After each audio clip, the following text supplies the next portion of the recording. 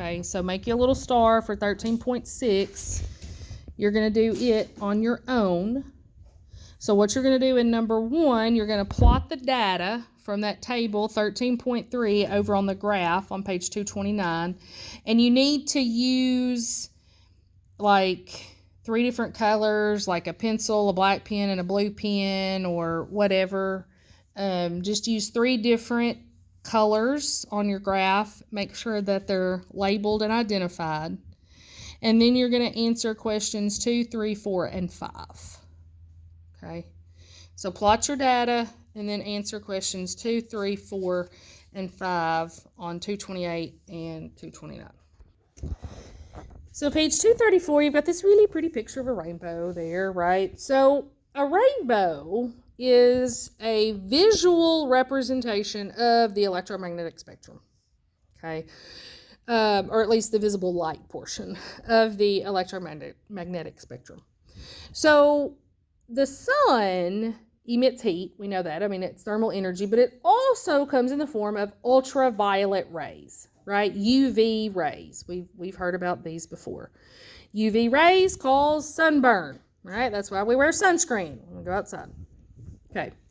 Now, visible light and UV light is only a tiny portion of the entire electromagnetic spectrum, which is shown there for you in that little image or graphic beside the rainbow.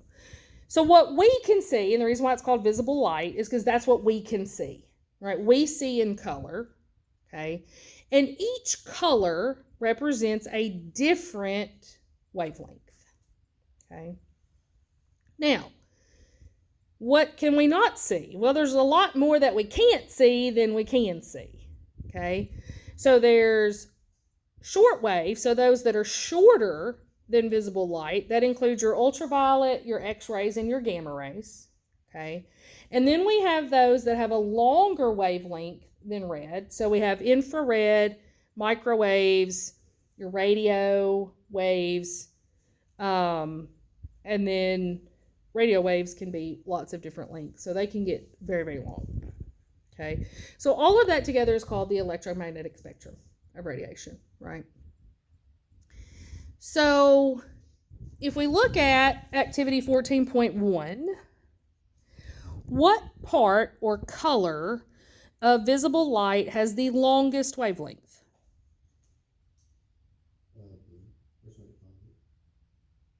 The longest. Red. Red is the longest. Which part has the shortest?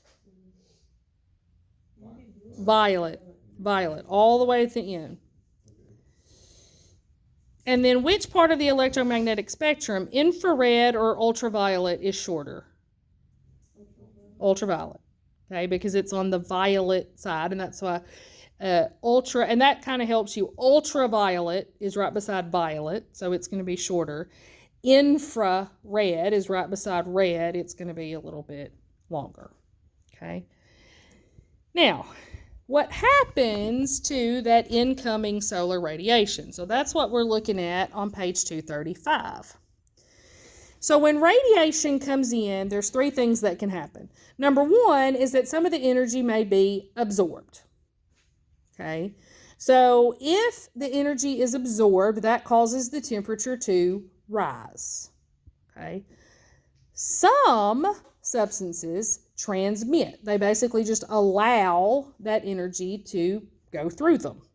Okay, if something is transmitting the radiation, it doesn't change temperature because it's not absorbing it, it's just letting it go through.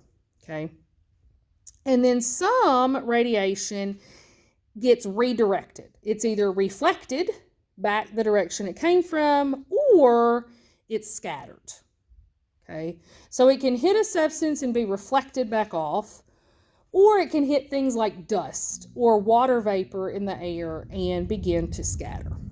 So at the bottom of page 235, you have a graphic here that shows you what happens to the incoming solar radiation. Okay,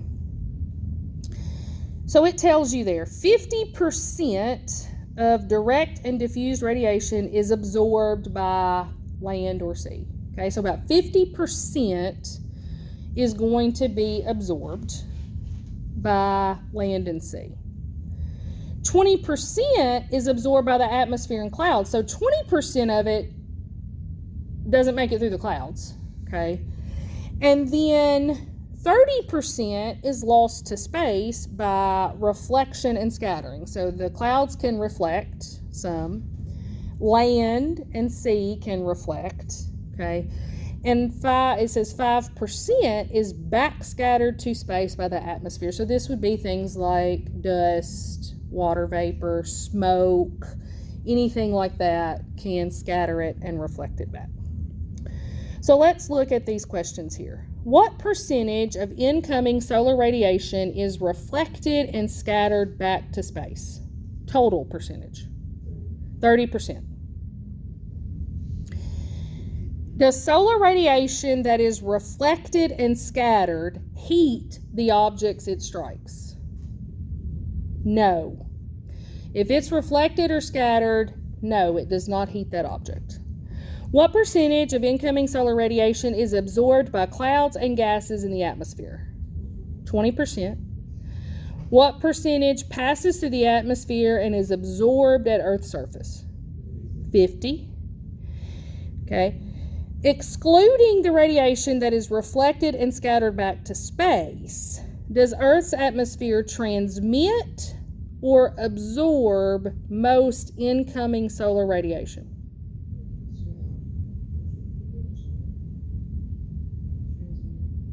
The atmosphere transmits.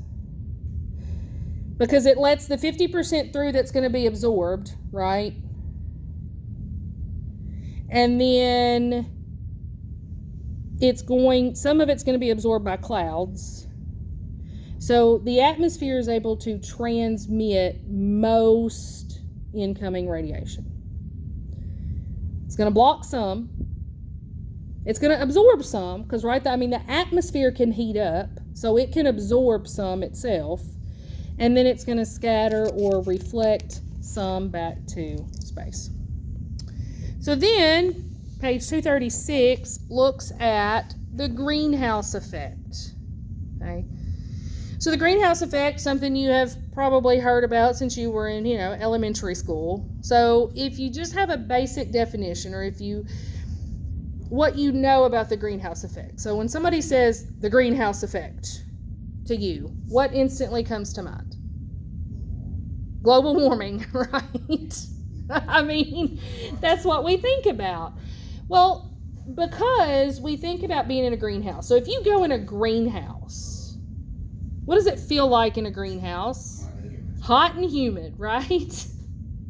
Feels terrible in the summer. Feels pretty good in the winter, usually, right? So, what does a greenhouse do? Well, it absorbs the light and then holds it in, right? Like it holds that energy in. It doesn't let it back out. So, it doesn't have to be very warm outside for it to feel pretty warm in a greenhouse, because that heat comes in and it stays there. Now, if you look at the graphic there, I'll have to call it chart, whatever, on page 236, it talks about the effectiveness of selected gases in being able to absorb incoming and outgoing radiation. So they've got several on here. They've got nitrogen, carbon dioxide, and water vapor. And so and then oxygen. So I guess they've got 4. Oxygen and ozone. So basically what's happening is that this outgoing radiation is being trapped by some water vapor. But look at carbon dioxide. If you look at the outgoing radiation and you look at carbon dioxide, it's trapping a ton of that outgoing radiation. So it's not allowing it to get back to space. It's not allowing it to leave the atmosphere. So what's happening? Well, it's becoming trapped and it's heating up the Earth. And so that's what the greenhouse effect is that all of these gases that we have act as greenhouse gases because they trap the outgoing radiation and make it warmer. Okay. And carbon dioxide, of course, is not the only one. It's not the only greenhouse gas we have. Now, is the greenhouse effect all bad? No, we need the greenhouse effect to keep the Earth's atmosphere at a temperature that's habitable for us to be in, right? It tells it at the very bottom of 236 in the reading there, it says it's responsible for keeping the Earth's surface about 33 degrees Celsius, 59 degrees warmer than it otherwise would be. So it's like 65 degrees outside right now, Fahrenheit. So without the greenhouse effect, it'd be 5 degrees Fahrenheit outside. Okay, so we need the greenhouse effect. We need some of that radiation to be trapped. We don't need as much as what's being trapped these days with all of the pollution that we've put into the Earth. So you need to answer 14.3 on the bottom of page 236. So you'll answer 1, 2, 3, 4, and 5 at the bottom of page 236.